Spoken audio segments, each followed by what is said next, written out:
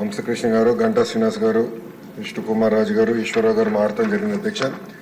అధ్యక్ష రాష్ట్ర విభజన తర్వాత 2014లో చంద్రబాబు నాయుడు గారి నాయకత్వంలో ఒకే రాష్ట్రం ఒకే రాజధాని కానీ అభివృద్ధి వికేంద్రీకరణ జరగాలి, రాజధాని ప్రకటించేటప్పుడు చాలా స్పష్టంగా ఐటీ మొత్తం విశాఖపట్నం తీసుకొస్తామని ఆనాడు ఆయన చెప్తాం జరిగింది. అధ్యక్ష చంద్రబాబు నాయుడు గారి చొరవ వల్ల ఈరోజు ప్రపంచంలో ఎక్కడికి వెళ్ళినా 20% మంది ఐటీ రంగంలో తెలుగులు ఉంటాం. నిజంగానే మనందరం గర్వపడాల్సిన అవసరం ఉంది అధ్యక్ష. కానీ వాళ్ళు మన రాష్ట్రంలో పనిచేసేదానికి సరైన ఎకో సిస్టమ్ లేకపోవడం అనేది చాలా చాలా బాధాకరం.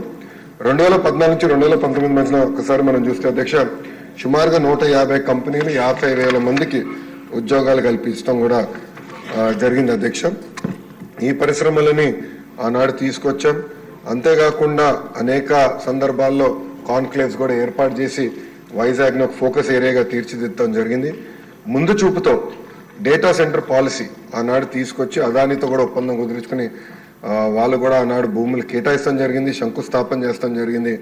కానీ అది ఆగిపోతాం జరిగింది అధ్యక్ష 2019 నుంచి 24 చూస్తే అధ్యక్ష ఎలాంటి యాక్షన్ లేదు, ఒక్క కాన్క్లేవ్ జరగలేదు, ఒక్క పరిశ్రమ రాలేదు అధ్యక్ష. ఒక మంత్రిని బాధాకరమైన పరిస్థితి ఏంటంటే ఆనాడు ఒక మంత్రిని అడిగారు అధ్యక్ష, ఆ రేస్ ఏదో హైదరాబాద్లో జరుగుతుంటే ఇది మీరు ఎప్పుడు తీసుకొస్తారు ఆంధ్ర రాష్ట్రానికంటే కోడి ఇంకా గుడ్డు పెట్టలేదు, లేదంటే గుడ్డు కోడి పెట్టలేదు ఏదో చెప్పాడు అధ్యక్ష. అది దేవుడి తెలియాలి ఏం చెప్పాడు. ఆ రోజు నుంచి ఆంధ్ర రాష్ట్రం అనేది ఎగతాళి చేశారు అధ్యక్ష. ఎక్కడికి వెళ్ళినా ఆంధ్ర రాష్ట్ర ఐటీ మంత్రి ఇలా ఉంటారా, ఇలా అవుతే పరిశ్రమలు ఎట్లా వస్తాయని కూడా వాళ్ళందరూ ఎగతాళి చేసే పరిస్థితి అధ్యక్ష. అంతేకాకుండా అధ్యక్ష నేను మంత్రి అయిన తర్వాత అనేక కంపెనీల్లో కూడా కలిస్తే గత ప్రభుత్వంలో ఉన్న వాళ్ళు చాలా స్పష్టంగా మన కంపెనీలో వాటాలు అడుగుతాం జరిగింది అధ్యక్ష. వాటాలు అడిగారు అధ్యక్ష. దానివల్ల ఆ కంపెనీలన్నీ వెనక్కి వెళ్ళిపోయినాయి. అంటే ఐటీ కంపెనీల్లో కూడా వాటాలు అడిగే పరిస్థితి వీళ్ళు వచ్చారు అధ్యక్ష. ఏం చెప్పాలి అధ్యక్ష. ఇంతేకాకుండా పెద్దలు అన్నట్టు నిక్సీ కూడా నాడు పట్టించుకోలేదు, ఎస్టీపీఐకి ఇవ్వాల్సిన భూములు కేటాయించలేదు. ఇంకా మిలేనియం టవర్ ఫేజ్ 2 వచ్చే గల అక్కడ సచివాలయం పెడతామని మొత్తం డ్రామా నడిపించారు అధ్యక్ష. సచివాలయం పెట్టలేదు, అలానే ఐటీ కంపెనీలు కూడా అది కేటాయించలేదు అధ్యక్ష. దానివల్ల ఆంధ్ర రాష్ట్ర యువకులు చాలా చాలా నష్టపోతాం జరిగింది అధ్యక్ష. ఎన్డీఏ ప్రభుత్వం ఏర్పడి కరెక్ట్గా 5 నెలలు అయింది అధ్యక్ష. 5 నెలల్లో నేను ప్రధానంగా చేసింది ఏంటంటే ఉన్న ఐటీ కంపెనీలు అందరితో నేను మాట్లాడటం జరిగింది అధ్యక్ష. అంటే ఆంధ్ర రాష్ట్రంలో ఉన్న ఐటీ కంపెనీలు అందరితో 1-on-1 మీటింగ్ పెట్టాను.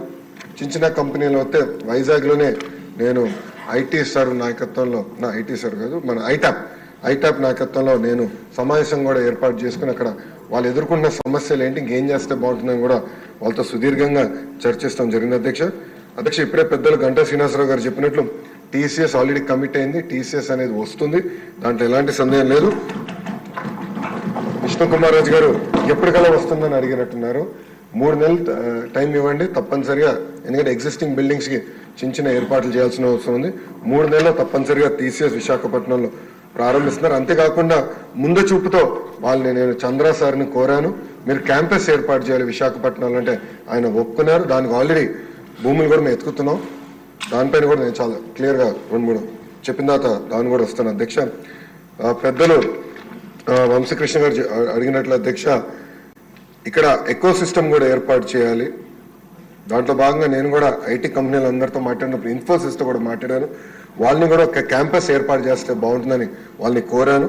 వాళ్ళు కూడా ఆల్రెడీ భూములు ఎత్తుకుతాం జరుగుతుంది అధ్యక్ష.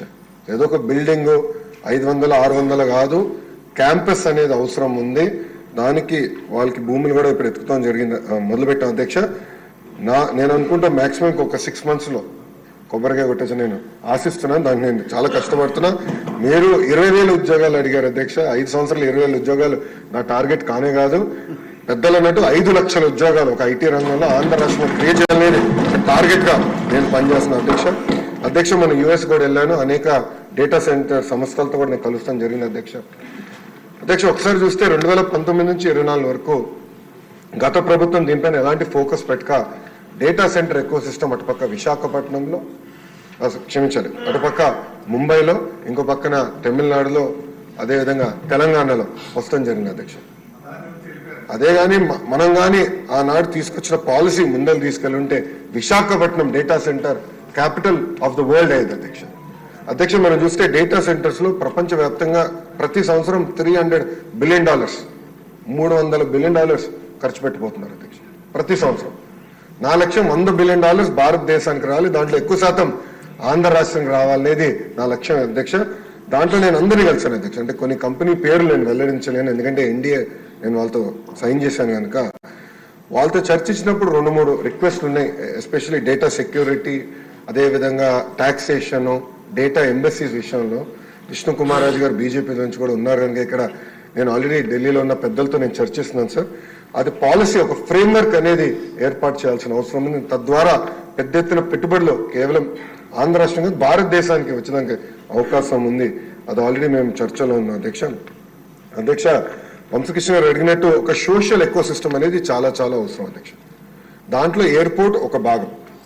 భోగాపురం ఎయిర్పోర్ట్ విషయంలో చంద్రబాబు నాయుడు గారు ఇప్పటికీ చాలా స్పీడ్గా పనులన్నీ పరిగెత్తిస్తున్నారు అధ్యక్ష. అంతేకాకుండా భారతదేశంలోనే అతి పెద్ద కన్వెన్షన్ సెంటర్ కూడా ఏర్పాటు చేసే దిశగా మన ప్రభుత్వం పనిచేస్తున్న అధ్యక్ష. అది విశాఖపట్నానికి వస్తుంది అధ్యక్ష.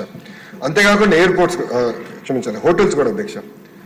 అది నా డిపార్ట్మెంట్ కాకపోయినా దుర్గేష్ గారు డిపార్ట్మెంట్ అది, కానీ అది ఎకనామిక్ డెవలప్మెంట్ బోర్డు కింద ఈ ఎకో సిస్టమ్ ఏర్పాటు చేయాలంటే పెద్ద ఎత్తున హోటల్స్ రావాలి విశాఖపట్నానికి. వేలాది హోటల్స్ రావాలి అధ్యక్ష, 10 కాదు, వేలాది హోటల్స్ వస్తేనే ఆ ఎకో సిస్టమ్ ఏర్పడుతుంది. దానికి నిన్నే పాలసీ కూడా టూరిజం పాలసీ కింద టూరిజాన్ని ఇండస్ట్రీగా గుర్తించే విధంగా చంద్రబాబు నాయుడు గారి నాయకత్వంలో నిన్న కేబినెట్ కూడా ఆమోదం తెలిపింది అధ్యక్ష. దాంట్లో భాగంగా హోటల్స్ కూడా పెద్ద ఎత్తున విశాఖపట్నానికి తీసుకొస్తాం, కనెక్టివిటీ కూడా ఏర్పాటు చేస్తాం, కన్వెన్షన్ సెంటర్ కూడా తీసుకొస్తాం. ఇది ఒక భాగం. ఇంకొకటి పెద్దలు అన్నట్టు ఐటీలో ఉన్న టాప్ 100 కంపెనీస్, టాప్ 20 కాదు, టాప్ 10 కాదు, టాప్ 100 కంపెనీస్ ఆల్రెడీ నేను ఇనిషియల్ డిస్కషన్ స్టార్ట్ చేస్తాను జరిగింది అధ్యక్ష. నేను అనుకుంటాం అది గ్యారంటీగా జయప్రదం అవుతుంది. వాళ్ళందరినీ విశాఖపట్నం తీసుకొచ్చే బాధ్యత నేను తీసుకుంటాం, మొదటిది. రెండోది, ప్రపంచంలో ఉన్న ఫార్చ్యూన్ 500 కంపెనీస్ అన్ని జీసీసీస్ అంటే గ్లోబల్ డెలివరీ సెంటర్స్ కూడా వాళ్ళు ఏర్పాటు చేయాలి ఒక లక్ష్యంగా వాళ్ళు కూడా వర్కౌట్ చేస్తున్నారు. దాని కొత్త పాలసీ తీసుకురావాల్సిన అవసరం ఉంది అధ్యక్ష. అది వచ్చే నెలలో ఆ పాలసీ కూడా మేము తీసుకొస్తాం. ఇంతేకాకుండా రియల్ ఎస్టేట్ డెవలపర్స్తో కూడా నేను ఇప్పటికీ జూమ్ కాల్స్ పెట్టుకున్నాను, 1-on-1 మీటింగ్స్ కూడా పెట్టాను అధ్యక్ష. పెద్ద ఎత్తున రియల్ ఎస్టేట్ డెవలపర్స్ కూడా తీసుకురావాలి అధ్యక్ష. ఎందుకంటే విశాఖపట్నంలో గ్రేడ్ ఏ ఆఫీస్ స్పేస్ అనేది లేదు అధ్యక్ష. ఈ పెద్ద పెద్ద కంపెనీలు వచ్చినప్పుడు గ్రేడ్ ఏ ఆఫీస్ స్పేస్ రావాలి. వాళ్ళకు ఆ కంపెనీలో పనిచేస్తున్న ఉద్యోగస్తులకి మళ్ళీ హౌసింగ్ సోషల్ ఎకో సిస్టమ్ కూడా కావాల్సిన అవసరం ఉంది. వాళ్ళందరితో కూడా నేను చర్చిస్తాం జరుగుతుంది అధ్యక్ష. త్వరలోనే ఆ అనౌన్స్మెంట్స్ కూడా రాబోతున్నాయని మీ ద్వారా సభకి నేను తెలుపుతున్నా అధ్యక్ష. అంతేకాకుండా డేటా సెంటర్ పాలసీ కూడా దానిపైన ఒక స్టేట్మెంట్ ఉంది అధ్యక్ష. గౌరవ డిప్యూటీ స్పీకర్ గారు టీ బ్రేక్ ఇస్తే టీ బ్రేక్ తర్వాత అది ఉంది, స్టేట్మెంట్ ఉంది. దాంట్లో చాలా డీటెయిల్గా అది కూడా నేను ఎక్స్ప్లెయిన్ చేస్తాను. అంటే పాలసీస్ ఒక పక్కన, అవుట్ రీచ్ ఒక పక్కన, సోషల్ ఎకో సిస్టమ్, ఇదంతా మేము ఒక సమగ్ర యాక్షన్ ప్లాన్ అనేది మేము తయారు చేస్తాం జరిగిన అధ్యక్ష. విష్ణు కుమార్ రాజు గారు, గంటా శ్రీనివాస్ గారు పెండింగ్ ఇన్సెంటివ్స్ గురించి చెప్పారు అధ్యక్ష. అధ్యక్ష, నేను బడ్జెట్ కోసం నేను వెయిట్ చేస్తా ఉన్నాను.